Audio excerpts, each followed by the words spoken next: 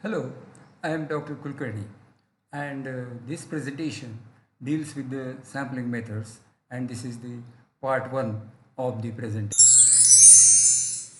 The learning objectives of this presentation are that at the end of the presentation, the participants will be able to describe what is sampling, enumerate the common methods of sampling, and describe simple random sampling and systematic sampling. So these two methods would be described in detail, and in part 2 I will be describing the remaining methods of the sampling. In sampling, we deal with two important concepts, that is the population and the sample. The population is also called universe by some of the statisticians. So it includes all persons, objects, or events about which the information is sought for. So you must remember here that the concept of population is not in the demographic sense, but it is in the sense of statistics. That is, it not only includes the persons, but it may include the objects or the events about which the information is to be sought for. So if it is the, say, the students of the university, then all the students of that university, that is the persons, form the population. If you are obtaining the information about all the tablets of a batch of, say, tablets paracetamol, then all the tablets of paracetamol from that batch will form the universe. So the population includes the persons, objects, or events about which we want to have certain information, and the sample is the part of that population drawn by a scientific method for detailed study. The objective could be making an estimate about the parameter, making some estimate about the population parameter. So that could be the need of the sampling arises because we have mostly the shortage of resources. That could be the shortage of personnel, shortage of trained personnel, equipment, time, shortage of money. Because of that, we may resort to sampling. Sometimes the detailed examination of smaller units is beneficial. So because the number is smaller, we can make the detailed examination of those smaller units. If the number is larger, the detailed examination may not be done, and it imposes restrictions on the number of examinations that can be done on the units because the number is large. The population itself may be infinite. The number of the individuals or the units in the population may be too large to enumerate, or it may not be possible practically to enumerate all the numbers in the population. Such populations are called as infinite populations.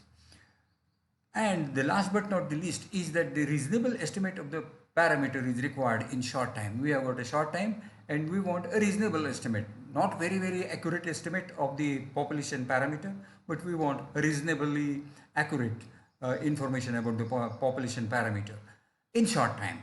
So that can be obtained only by sampling from the population. The word sampling frame is very commonly used in sampling methods. Sampling methods is nothing but defining who enters the sample and who does not. And this is done by defining the population itself. When you decide what includes in the population and what is excluded from the population is defined in a particular way, and from there only we can draw the sample.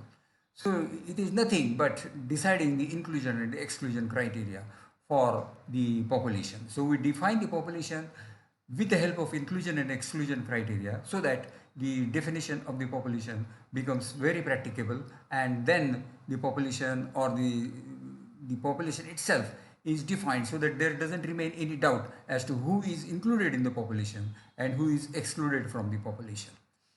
So defining the sampling frame makes sampling easier, because if the population itself is not defined, that means if the sampling frame is uh, inadequate or it is not clear, then it will not be possible for us to know who is included and who is excluded in the sample.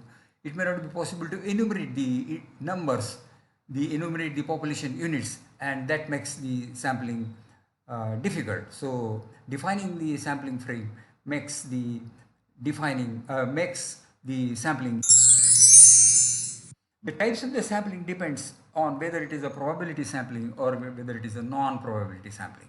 A probability sampling is the sampling in which we can tell the probability that a unit from the population will be included in the sample. Suppose the sampling frame says that there are 1000 individuals in the population and we are including 200 individuals. Then the probability that the individuals will be included is 20% because out of 1000 we are including 200 individuals. So that is the probability. So we know what is the sample size and we know what is the population size. So that gives you the probability of a unit being included in the sample.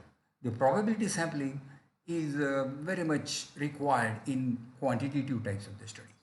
So in the studies quantitative, you must resort to probability sampling. Whereas in qualitative studies, the focus is not on quantification of the problem, but focus is on understanding the problem itself.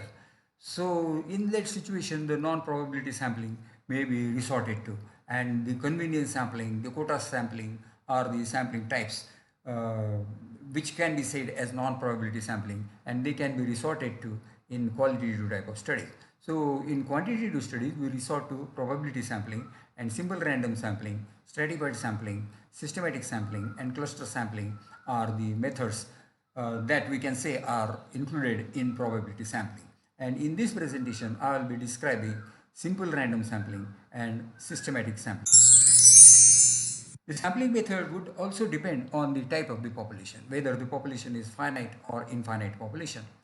The population is said to be finite when the population units are clearly or easily enumerated. So if the population units are easily enumerated, then it is called as a finite population. If the population units are not easily enumerated, then it is called as infinite population. So this is because the population itself may be so large that it is practically impossible to enumerate the population units. So such types of the population are called as infinite populations. The infinite population could also be because of the clear nature or because of the nature of the population itself. That makes the population infinite. For example, you want to study certain individuals attending the outpatients department of a particular hospital in say next 3 months. So here the time duration is specified as far as the population is concerned, but we cannot tell the exact number of the individuals that will be attending the hospital in the outpatients department. So that makes the population infinite. So the population is infinite because it is very large and the enumeration is impossible, but because or it could be infinite because of the particular nature of the population, and depending on whether it is a finite population or infinite population, it will decide which sampling methods are suitable. For finite population, random sampling, systematic sampling, stratified sampling, and cluster sampling are the methods of choice. If it is an infinite population, then the systematic sampling, which is described over here, systematic sampling, could also be useful, and lottery and the sealed packet methods may also be useful for infinite populations. We'll be describing these. I will be describing the random sampling and systematic sampling for you in this presentation. In simple random sampling, the principle is that there is an equal chance of drawing a sampling unit from the sample. So equal chance of units getting included in the sample. So 1000 individuals, 100 to be selected in the sample. So 10% chance. 1000 individuals, 200 to be selected. Each individual has got 20% chance of getting included. So that makes the sampling as a simple random sampling. So we know the sample size, we know the population size, and therefore we also know the chance of a unit getting included in the sample. The merits of this is that it is easy to implement if the list frame is available or small population. So that's why we said that the simple random sampling can be done only in the finite populations. So it approximately satisfies the sampling model for which the conventional statistics is based, on which the conventional statistics is based. For example, sample size, the presumption when you calculate the sample size required, when the statisticians calculate the sample size required for a particular study objective, the presumption is that it is a simple random sampling. But if you are conducting the sampling by some other method than simple random sampling, then certain corrections are required to be done, and design effect is one such correction. So in simple random sampling, such corrections are not required because the sampling methods, the sampling sample size determination technology itself uh, presumes that it is a simple random sampling. So those formulas can be used directly without correction for design effects. The demerit is that you require a complete list of the units. So it is the simple random sampling can be done only on the finite populations. The unit may be scattered and you may require a lot of time. Therefore, the units may be scattered geographically over a large area, and you will have to enlist all the units like the houses in a city. Some of the houses may be, the geographic area of the city may be such that the houses are scattered. So then it requires time to enumerate all the houses in that particular population, and therefore it may require size. So the simple random sampling can be done by three methods, one of the three methods, either by use of random number table, by the use of lottery system, or by computer generated random numbers. Let us discuss sampling size by the use of this random number table. So first step is to you have to enumerate all the units. Say it is the units are 500. So there are 500 houses in the village, and the statistician tells us that 50 houses will have to be selected. So the sample size given by the statistician is 50. So out of 500 villages, out of 500 houses in the village, we have to select 50. So we enumerate all the units, that we enumerate all the houses, and we have decided the sample size as 50. So then we go to the random number tables. These random number tables are in the form of a typical table which has got the rows and the columns. So we should study first of all how many rows are there and how many columns are there. And then we decide from which row we start and from which column we start. And that we decide randomly. And this is usually done by a lottery system. Say there are 10 rows in the table. 10 rows in the table. So we have to put the numbers 1, 2, 3, 4, like this 10 row for 10 rows on each on one. Mix up these sheets and pick up one. So that will tell us which row it is. Suppose it is row number 2. Then we have say columns, 20 columns are there. So 20 sheets are there. Mix up these 20 sheets and pick up one. Suppose it is column number 3 from the table. We will see the random number table. This is so the selection of the rows and the selection of the columns is done randomly by lottery system. Then selection of digits. The random number tables here have got the numbers in the table, and this is a random number table in which the numbers in each column and the rows is a 5-digit number. So we have to select how many digits we require.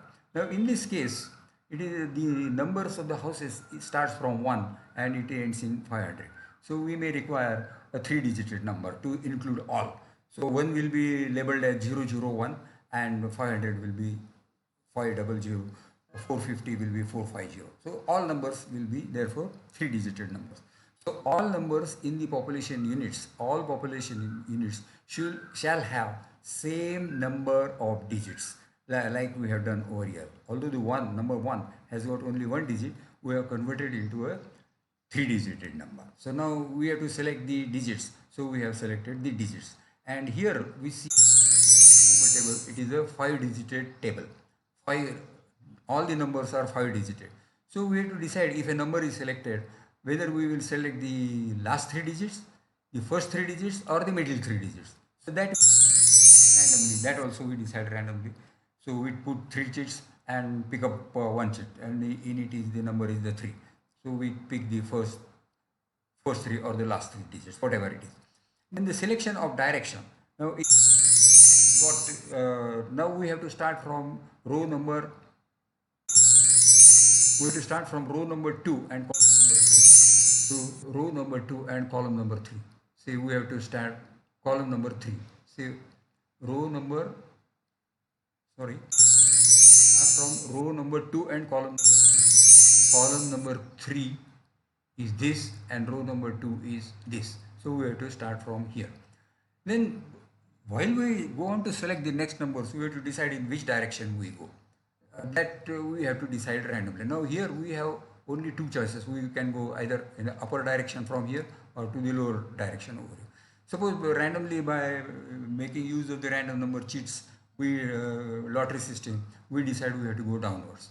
And when you reach over there, this direction is also here. There are two options. We go either in this direction towards the left side or to the right side. So this decision is also to be done with the help of the lottery. So we have decided that we go downwards and then right and then up. And then we have to select the number if it is eligible. Now let us see this random number table. We start at row number 2, starting at row number 2 and column number 3. So row number 2 and column number 3. So here we are starting. This is the row number 2 and this is the row number 3. For your benefit, the part of the table is enlarged over here. The first number is 01465. The last 3 digits are 465. Our population has got the lowest number is 001 and the highest number is 500. So this number is less than 500, 465. So it is eligible. So the first house selected will be house number 465. Then we have decided to go downwards. So here the next number is 93054. 93054. 054 are the last digits and that number is eligible. So this is the second house that we have selected because it is eligible. Like this we go over here. Over here we find that it is eligible, that is the third number. Now here when you reach over here, the number is 32504. 504 is not the number in our house list because we have got only 500 houses. So this is not eligible. So this is excluded. Then we go like this, we go in this direction.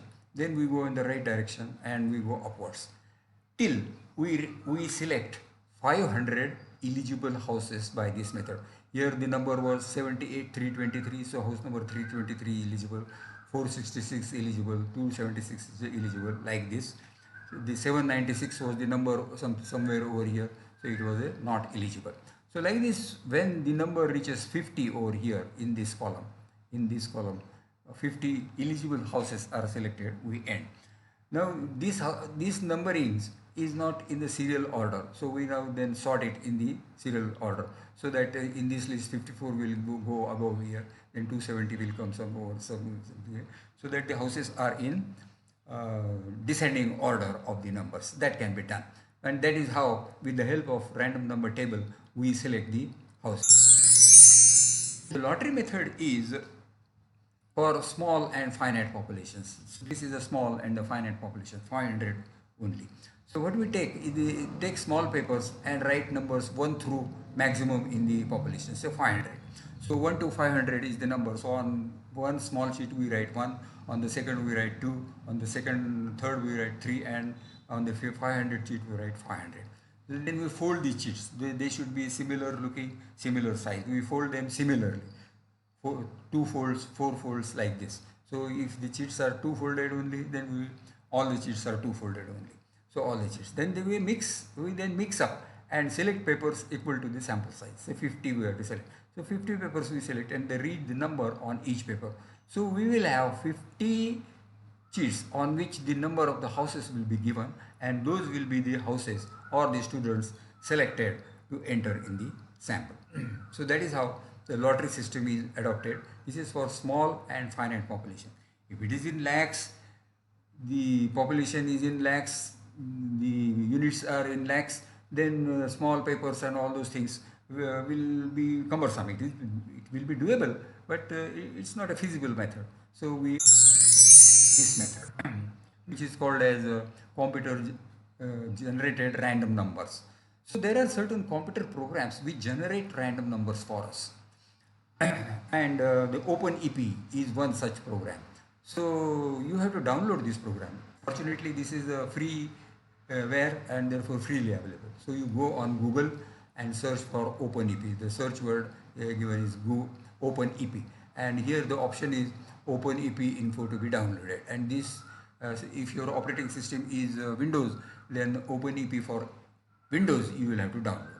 So open EP info download is there. You click this button, so you will be taken over here, this option. So download EP info, this will become, and if you click over there, click this option and download the file. And this will be an executable file, exe file. Then on clicking of that file, you will be you will be installing that program. So finding the program site, going to that program site, downloading the install file, and then installing the program on your computer. Install, you have got a shortcut on your desktop or wherever you want to look.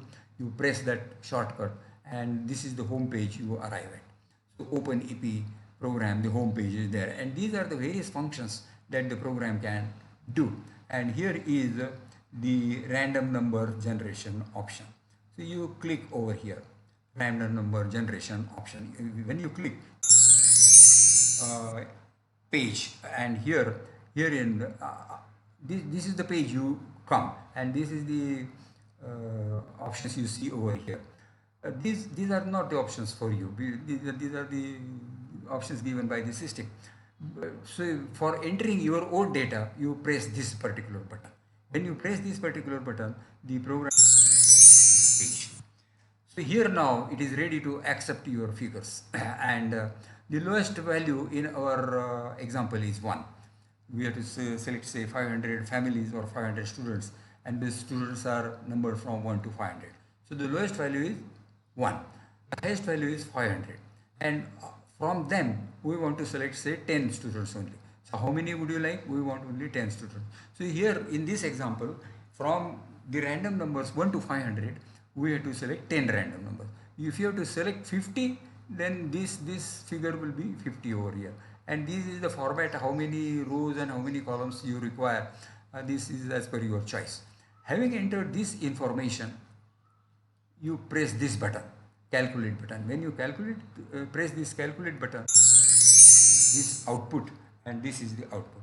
Now here the system has generated 10 random numbers in the range of 1 to 500, and it has been displayed in front of you. So the first number is 61.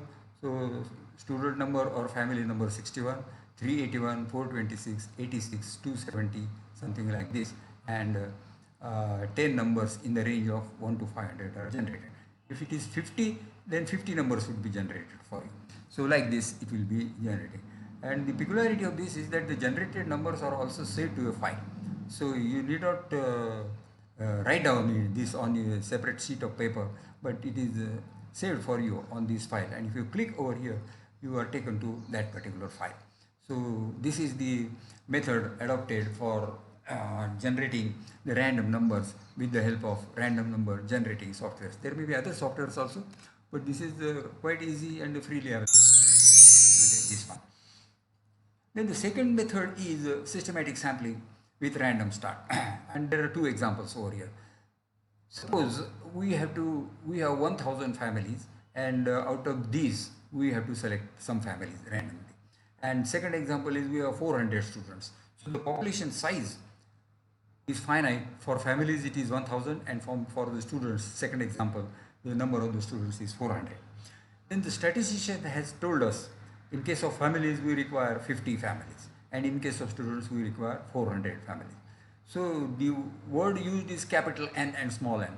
The capital N, the N in uppercase denotes the population, and in this example it is 1000, and in this example it is 400. And small n is for the sample size. So small n for the example of families is 50, small n for students is 40. So the next step is you decide the sampling interval for each of these examples. So it is given by a capital N divided by small n. So in case of the first example of families, the sampling interval is 20. In this example, the sampling interval is 10. It may come in fractions, 20 point something, 15 point something. So you take the nearest number. In that case, if it is in fractions, you take the nearest number as the sampling interval. Fortunately for us, in this example, the sampling interval is not in fractions, but it is in round number. Then what do you do? So decide the starting point in each example. Now the sampling interval in this first example 20, and the sampling interval in this example is 10. So we have to select in this case a number randomly which is in the range of 1 to 20. And in this example, we have to select one number randomly which is in the range of 1 to 10. So this can be done by lottery system by putting 20 numbers on a sheet and selecting one sheet. By putting 10 numbers on 10 smaller sheets and selecting one number. This can also be done by using the random number generating software EP info. So there you tell from 1 to 20 generate one number only for this example. There you tell from 1 to 10 you generate one number. Suppose for this example the random number generated or obtained is 14 for this example and 8 for this example. So 14 family number 14 will be the first family selected for our survey. Here the family number 8 will be the first, student number 8 will be the first student selected for the survey. Now how do we select the second unit? So in the previous number, that is 14, we add the sampling interval. So 14 plus 20 is 34. So the family number 34 is the second unit selected in this example. In this 8 we add 10 because 10 is the sampling interval, so 18. So the second student for this example is student number 18. So to the previous number we go on adding sampling interval. So in this case the previous number is 34, we add the sampling interval, so it is 54. In this case the previous number is 18, so we add sampling interval, that is 10, so the number over here is 28. So like this you go on adding till we reach the last number. The 994 will be the last number over here, and 398, the family number 994 will be the family over here, and 398 will be the student number over here. And like this we will be therefore getting the requisite number of the families and the student selected. This is the method called as the systematic sampling. It is systematic because systematically we are adding sampling interval. Systematically we are adding simple. Systematic sampling with random start because the first number is derived by random method. Maybe by lottery or maybe by random number generation software. So like this, these are the students, so student number 8, student number 18, student number 28, student number 38, student number 48 will be selected randomly over here. So this is how the sampling with systematic sampling will be executed. The drawbacks of this system is what is called as a periodic effect or cyclic effect. So let us take an example to understand the periodic or the cyclic effect. So there is a large grocery store divided into 8 sections, like say bakery, pharmacy, dry cleaning, etc. So there are 8 sections with 10 employees in each section. Each section has got 10 employees. We have got the list of the employees, 10 employees. And this list is in such a way that in the list the manager is listed first, and then other employees are by descending order of seniority. So we have got 8 lists in which in each list we have got 10 individuals, and those 10 individuals are listed in such a way that the first individual is the manager, and the other individuals are listed in the descending order of the seniority. Now suppose the first number, now here in this case the sampling interval will be 10 because we have to select one employee from each section of the 8 sections. So sampling interval is 10. From each section we have to select one, and we have to select one number in the range of 1 to 10 randomly. Suppose the number is 1, that number happens to be 1. So over here in this the manager will be selected. Here again the first number, the manager will be selected, manager will be selected. In all cases the manager will be selected and only managers are selected. So this is called as a cyclic effect, that the list is prepared in such a way that it introduces a sort of bias, that the smaller number, if it is selected, it will be an individual with higher seniority, the manager. This will be person with the highest seniority among the remaining. So this will be the person we will be having the least seniority. So the chances, if it is a lesser number, then there is always a chance of person with the highest seniority. If it is a higher number, it is always the seniority, the person with the lower seniority. So how do we avoid this? We mix this in such a way, we mix all these numbers in such a way that the manager doesn't remain on. So the seniority wise listing, instead of seniority wise listing, we may resort to alphabetical resorting, either by first name or by the last name. So we for this grocery section, the list is made and will be listed in such a way that it is the first number individual will be starting from A, second number will be from B, and so on and so forth. So for each section, alphabetical list is prepared and it is numbered accordingly. Now here, if the number 1 is there, this person then may not necessarily be manager, because he will be the person among these who has got the alphabet, say A. So all those individuals, here it may not be A, because this grocery shop may have the persons not having anyone with the A. So he may be having B. B may not necessarily be manager. In this case, it may be manager may be selected. So in some cases the manager will be selected. In some cases the person with the least seniority will be selected. In some cases the manager will be selected. So like this it will happen. So one has to take care to see that such a cyclic the periodic effect is not the simple kind of sampling that we do. So here is the further reading for you. These are the books written by me, Basics of Research Methodology and Basics of Biostatistics, and this is the website where you have to go and purchase the book. You can make a purchase online if you reach this website. The Biostatistics book, this is the second edition, and you can purchase it from this. So if you have to contact me if you have got any difficulty on this chapter, you can contact me on this particular website. This is my email ID, and you can write me, and I will respond to you within certain specified time. So thank you very much for with me for this particular presentation, and